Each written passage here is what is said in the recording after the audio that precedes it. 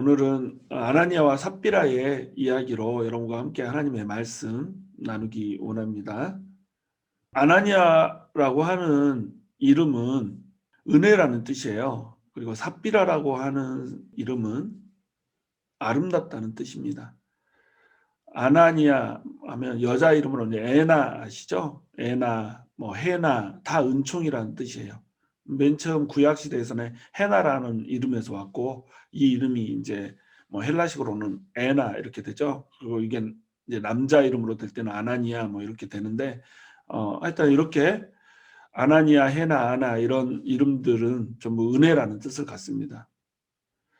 그 이름이 은혜이고 또 그 이름이 아름답다라고 하는 뜻을 가지는데 사실 이들이 성경에 등장하는 모습은 은혜라고 하는 이름 또 아름답다라고 하는 이름과 배반되게 살았던 내용으로 기록되고 있어요. 초대교회에 있어서 한참 하나님의 말씀이 흥황하고 표적이 나타나고 하는 이런 시점에 가장 비극적인 사건이 하나 등장을 하게 되는 거죠. 그 사건의 이제 동기는 아나니아와 삽비라가 땅을 팔아서 소유를 판 값의 그 일부를 감추고 사도들의 발 앞에 일부만 내어놓은 거예요. 그런데 그 일부를 감춘 이것 때문에 이 사람들이 죽음을 당하게 되는 이런 슬픈 이야기가 등장을 하는 거죠. 그렇다면 이제 왜 아나니아와 삽비라가 일부만 헌금을 했는지, 그리고 아나니아와 삽비라는 왜 그 죄악으로 인해서 죽음을 당하는 이런 가혹한 처벌을 받았는지 이런 부분들에 대해서 의문이 제기되죠. 그런 부분들을 오늘 좀 다루면서 하나님 앞에 우리가 어떻게 서야 되는지, 하나님께서 우리가 바라는 것은 무엇인지 이런 것들을 조금 돌아보기를 원해요. 아나니아와 삽비라의 땅을 판 동기, 소유를 판 동기, 이 동기가 무엇인가를 우리가 먼저 살펴볼 필요가 있어요. 아나니아와 삽비라는 지금 이 소유를 팔아서 사도들의 발 앞에 내어놓는 행위를 한 이유가 뭐냐면 그 전장에서 우리가 살폈듯이 바나바라고 하는 사람이 이 일을 했고 바나바 외에도 많은 사람들이 이 일을 한 겁니다. 그래서 이 일을 하는 것이 아나니아와 삽비라에게는 굉장히 멋있어 보였을 거예요. 왜냐하면 바나바는 원래 이름이 요셉이었잖아요. 요셉이라고 하는 이름을 바나바라고 하는 별명으로 사도들이 바꿔서 불러주잖아요. 바나바는 위로의 아들 이런 뜻이 있거든요. 권위자라는 뜻이에요. 권면하고 위로하는 사람 이런 뜻이란 말이죠. 그러니까 이 타이틀이 얼마나 멋있어요. 아나니아와 삽비라에게는 그런 욕심이 있었던 거예요. 바나바처럼 사람들에게 존경을 받고 싶다라고 하는 욕심이 있었고 또 이제 막 은혜가 충만했잖아요. 성령님이 충만하게 임해서 은혜가 충만한 이런 시점에 이 사람들의 마음속에 이렇게 죄악의 마음이 들어온 겁니다. 어떤 마음이 들어온 거냐면 나도 은혜가 넘치는 사람으로 보이고 싶다는 거죠. 나도 성령 충만한 사람으로 보이고 싶고 바나바처럼 거룩한 사람으로 보이고 싶고 권면하고 위로하는 권위자로서의 모습 이런 모습을 나도 갖추고 싶은 거예요. 영적 욕심이 생긴 거죠. 그래서 이제 땅을 팔게 된 겁니다. 그럼 땅을 팔아서 소유의 일부를 바치고 일부는 내가 감춘다라고 하는 것 이것은 선한 일처럼 보여요. 그러나 이것이 선한 일이 아니라는 겁니다. 왜냐하면 동기가 잘못됐기 때문에 그래요. 하나님께서는 우리가 어떤 행위를 하는가를 보는 게 아니라 그 행위의 동기가 무엇인가를 보거든요. 땅을 팔아서 일부를 재산으로 내놓는 그 행위를 바라보는 게 아니라 도네이션을 했는가 안 했는가를 바라보는 게 아니라 도네이션의 동기가 무엇인지를 바라본다는 거예요. 그게 하나님의 마음의 중심을 보시는 모습의 일부라는 거죠. 하나님께서는 우리의 동기를 보세요. 우리의 마음의 중심을 보세요. 사람들은 외모를 보거든요. 밖으로 나타나는 모습을 보고 사람들은 판단을 하거든요. 근데 하나님께서는 우리의 모든 동기를 아신다는 거예요. 우리 내면을 모두 그냥 꿰뚫듯이 지켜보고 계신단 말이죠. 그러니까 하나님 앞에서 잘못된 동기로 선을 행하려고 하는 것, 이것은 하나님 앞에 오히려 그것을 하지 않는 것보다 더 큰 범죄가 된다라고 하는 겁니다. 3절에 보시면 베드로가 이르되 아나니아야 어찌하여 사탄이 내 마음에 가득하여 내가 성령을 속이고 그 땅값 얼마를 감추었느냐라고 말씀을 하세요. 이 베드로는 어떻게 아나니아가 땅값을 감추었다는 것을 알까요? 성령님께서 가르쳐 주신 거죠. 성령님께서는 지식의 말씀의 은사를 주세요. 그러니까 지금 일어나고 있는 상황이 어떤 상황인지를 알게 해주는 그런 은사를 주신단 말이죠. 아마도 베드로가 그런 은사를 가졌던 것 같아요. 아니면 뭐 베드로가 기도하는 중에 또는 알게 하셨거나 하여튼 어떤 형식으로든 베드로가 성령님의 은혜로 인해서 이 사실을 알게 된 거죠. 그래서 아나니아에게 뭐라고 얘기를 하냐면 성령을 속였다라고 얘기해요. 아나니아가 땅값 얼마를 감춘 것, 이것은 성령을 속인 일이라는 거죠. 성령을 속였다는 말은 뭐예요? 이게 위선이라는 겁니다. 선한 것처럼 보이지만 선하지 않은 일을 했다는 거예요. 이 위선을 떨면 사람들한테는 보여요. 사람들한테는 위선한 대로 착하게 보인다는 말입니다. 그런데 성령님께도 보여요. 성령님께는 뭐가 보이죠? 진실이라고 하는 게 보여요. 사람에게는 그 속이려고 했던 것이 보이고 성령님한테는 진실이 보인다는 겁니다. 그러니까 위선은 사람을 속일 수 있지만 성령님은 속일 수가 없다라고 하는 거죠. 근데 이렇게 성령님을 속이고 사람들도 속여서 사람들에게 선해 보이고 성령님을 모독하는 이 일은 어떻게 해서 가능하다고요?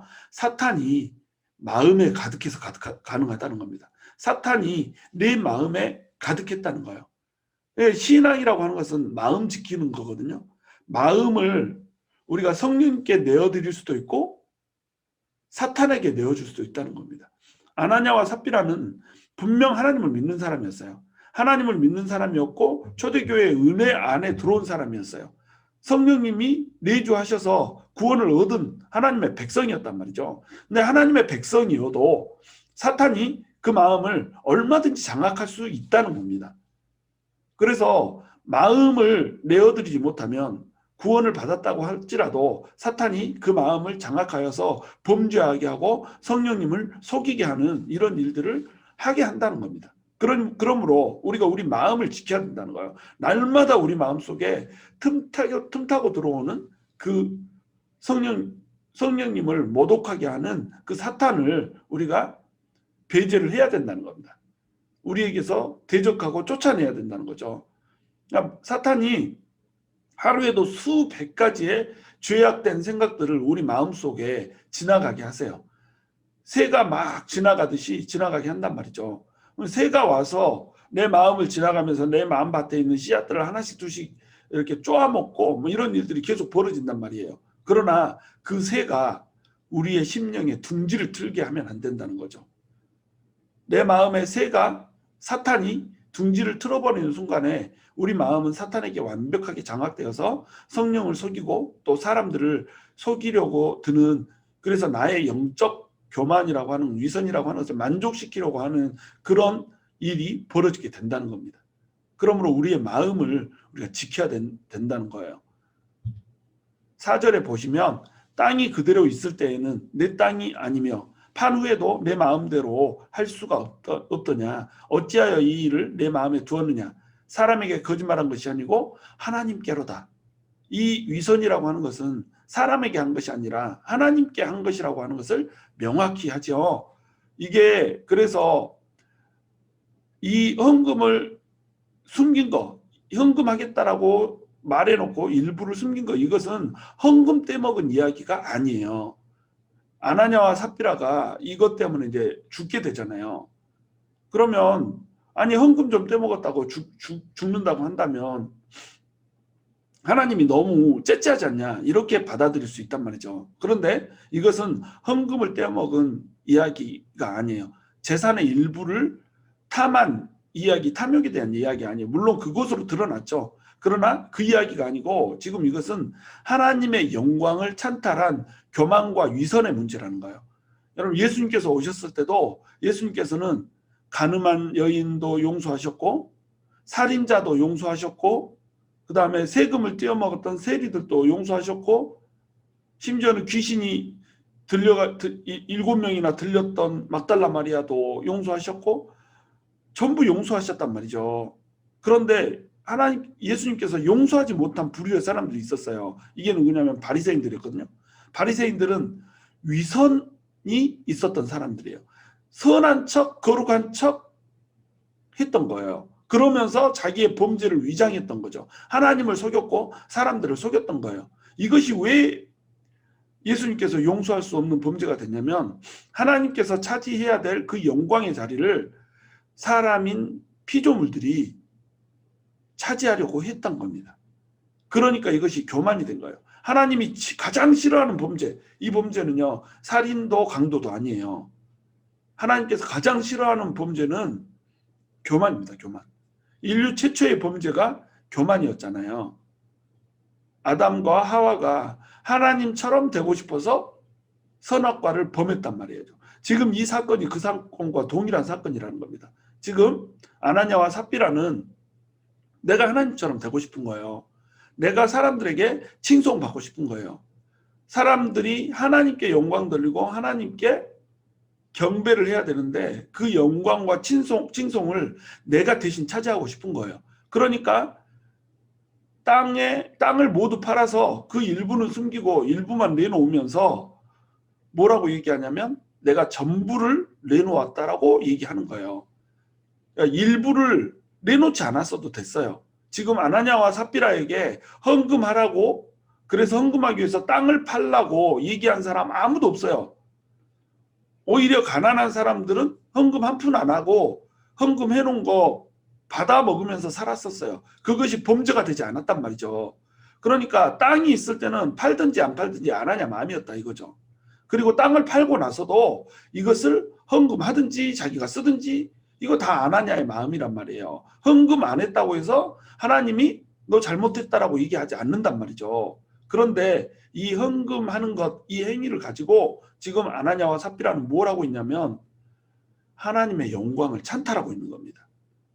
돈 몇 푼 내면서 그 돈으로 하나님이 받아야 될 영광과 칭송을 자기가 받고자 하는 거예요. 그리고 위선을 떠는 거예요. 나는 거룩해. 나는 영적이야. 나는 하나님께 모든 것을 바친 사람이야. 라고 얘기하면서 나온다는 겁니다. 바로 이 위선이 문제가 됐던 거예요. 그래서 하나님께서는 이들에게 이제 심판을 가하시는 거죠. 5절에 보시면 아나니아가 이 말을 듣고 엎드려져 혼이 떠나니 이 일을 듣는 사람이 다 크게 두려워하더라. 9절에도 보시면 베드로가 이르되 너희가 어찌 함께 꾀하여 주의 영을 시험하려 하느냐. 보라 내 남편을 장사하고 오는 사람들의 발이 문 앞에 이르렀으니 또 너를 메어 내가리라 하니 이렇게 말하고 있어요. 베드로는 아나니아에게 어떤 심판의 말을 하진 않아요. 네가 어찌하여 성령을 속이고 지금 땅을 판 값의 일부를 숨겼느냐라고 얘기했는데 아나니아가 그냥 죽어버리죠. 이 젊은 사람들이 아나니아가 죽은 것을 보고 장사를 하고 딱 돌아오는 시점에 이제 삽비라가 또 온 거예요. 그래서 삽비라가 도착하자 베드로가 네가 뭐 왜 이렇게 남편과 함께 그 꾀를 내서 주의 영을 시험했느냐. 하나님의 영 성령님을 시험했다라고 나와요.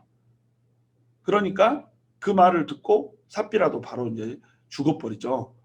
그러면 이제 우리가 여기서 질문이 하나 생겨요. 아니 하나님 아무리 교만했다고 아무리 위선을 떨었다고 바로 여기서 죽여버리면 너무 과학한 거 아닙니까? 이런 질문이 이제 생기겠죠.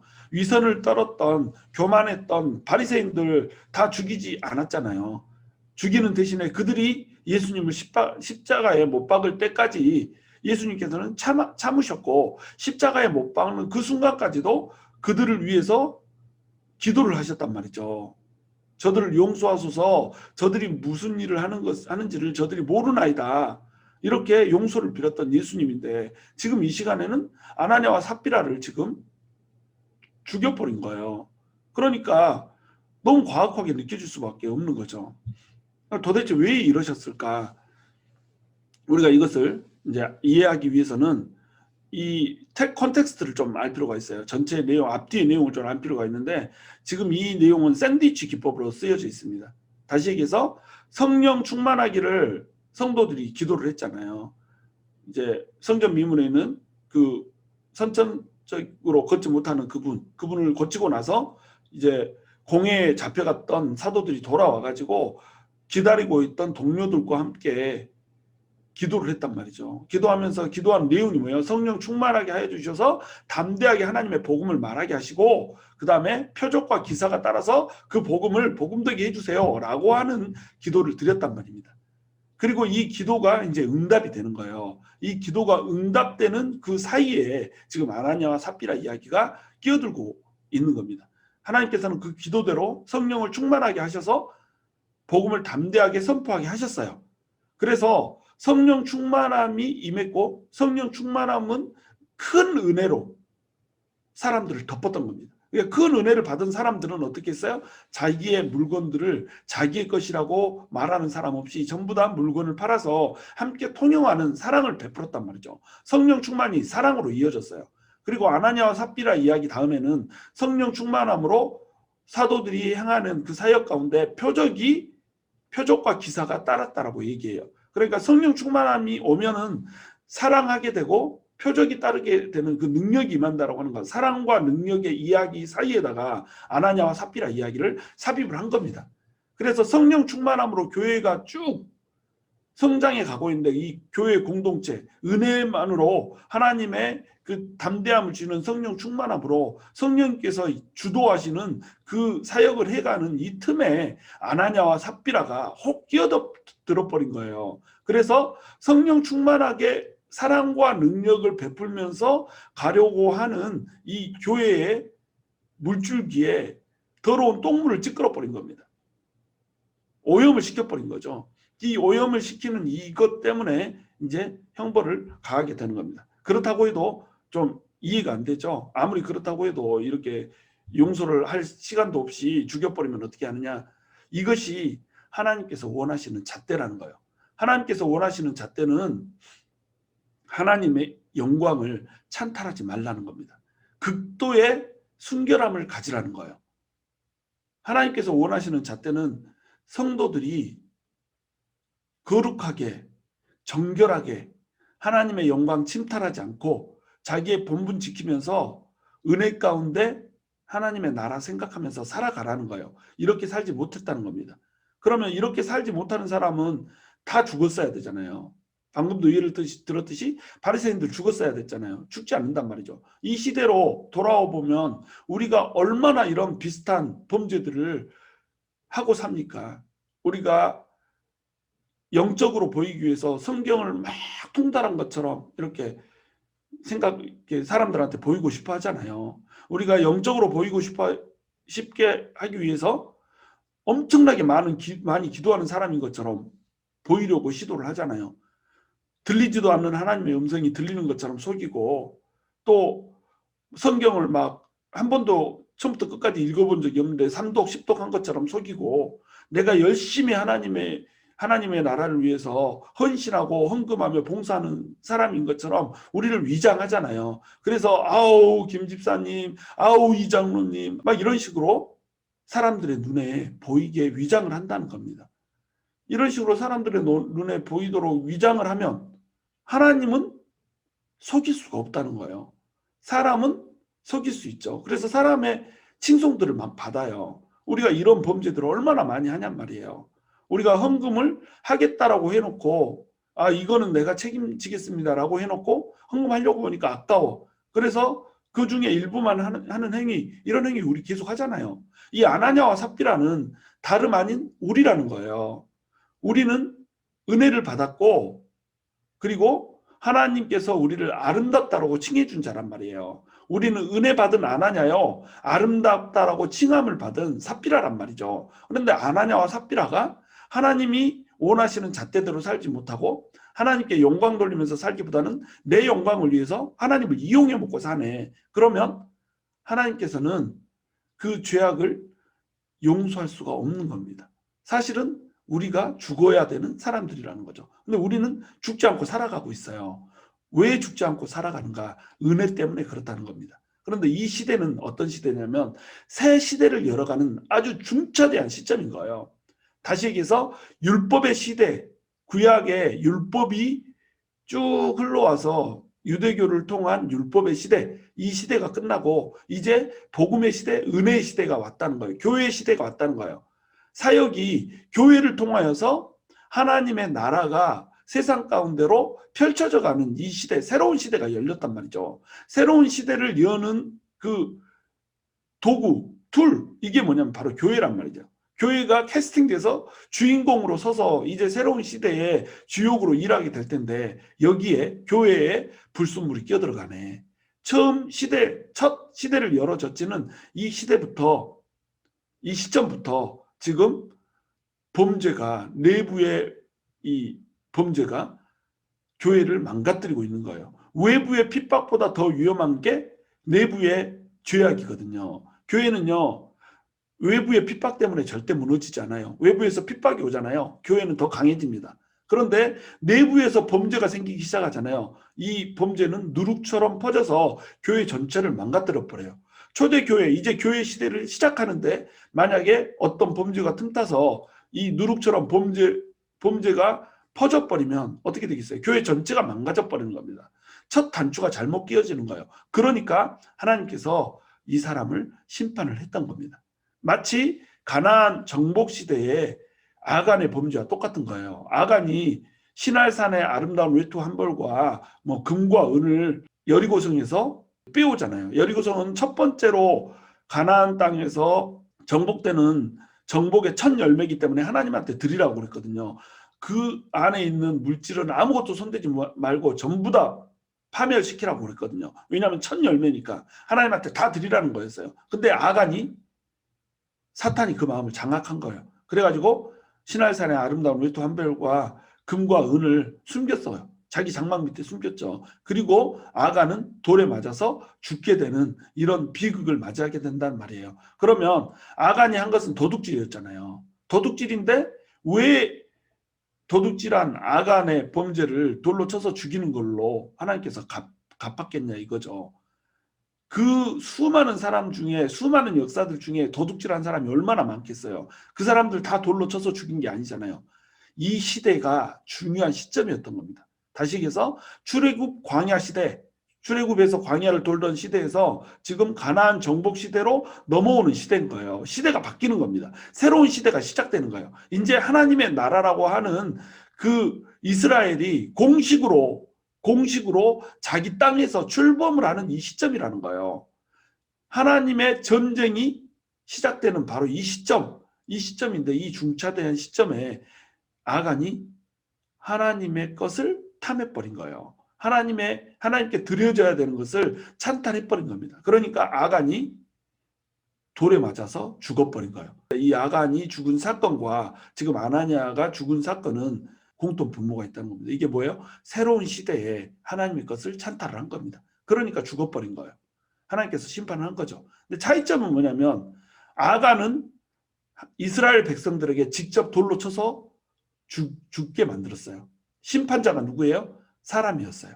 하나님의 이름으로 사람이 심판하는 거, 이게 율법의 시대였단 말이죠. 근데 지금은 어떻게 해요? 아나니아와 삽비라를 돌로 쳐서 죽이라 이렇게 하지 않아요. 아나니아와 삽비라를 하나님께서 그냥 숨을 거둬가 버리시는 겁니다. 아나니아와 삽비라는 죽었기 때문에 구원을 받지 못했지는 않았을 거예요. 그렇죠? 예수님을 믿었기 때문에 그 구원이 파기되지는 않았을 거예요.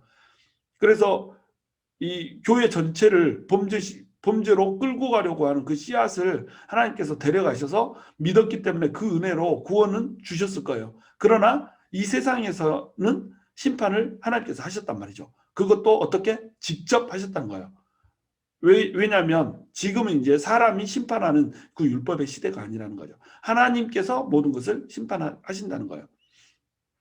그러면 이제 우리는 이 질문을 해야 돼요. 우리는 나은가? 아까도 예를 들었듯이 우리가 얼마나 많은 순간에 하나님의 것을 침탈하면서 하나님의 영광을 찬탈하면서 하나님 대신에 내가 그 자리에 앉아서 이렇게 살아가냔 말이에요. 조금 어떤 사람들 돌보고 조금 선한 일을 하고 조금 헌금 많이 하면 어떻게 해요? 내가 그 일을 한 것처럼 이렇게 하잖아요. 홈리스 사역 가가지고 워싱턴 DC 가서 집이 없는 사람들 도와주는 사역하면 그 집 없는 사람들 앞에서 빵 한 쪼가리 나눠주면서 V자 손가락 벌리면서 이렇게 사진 찍잖아요. 그게 무슨 짓이에요? 그게 하나님의 영광을 찬탈하는 짓이라는 겁니다. 물론 사역 보고하려고 사진 찍고 할 수 있죠. 그러나 없고 가난한 사람들, 소외된 사람들을 나를 드러내는데 이용해 먹으면 안 된다는 거죠. 그것이 하나님을 이용해서 내가 영광 차지하는 겁니다. 그러니까 선을 행할 때는 순수한 동기로 행해야 되는 거예요. 나의 욕심이 전부 배제된 채 오직 하나님의 영광만을 위해서 나를 가리고 십자가 위에 예수님만을, 그리고 부활하신 예수님만을 드러내는 일을 하면서 그렇게 해야지 된다는 거예요. 그런데 우리도 그렇지 못하다는 겁니다. 그런데 우리는 살아있잖아요. 우리는 왜 살아있을까요? 하나님의 표준은 우리 죽는 겁니다.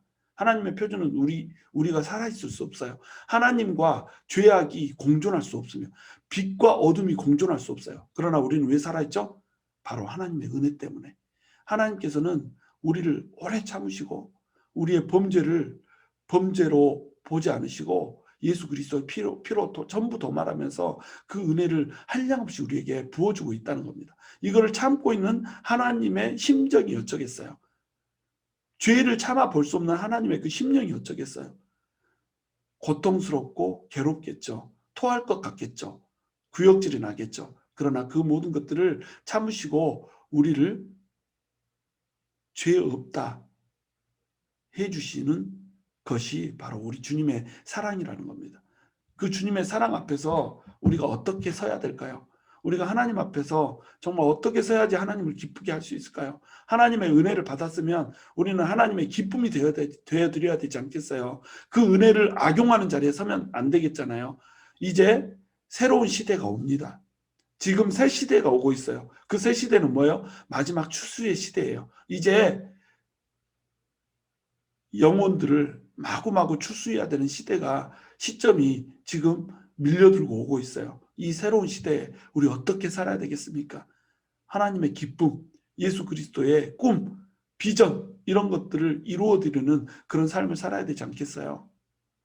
저와 여러분이 정말로 하나님의 기쁨이 되는, 그리고 하나님의 영광을 더 높여드리고 드러내드리는 그러한 삶을 살 수 있기를 주님의 이름으로 축원합니다.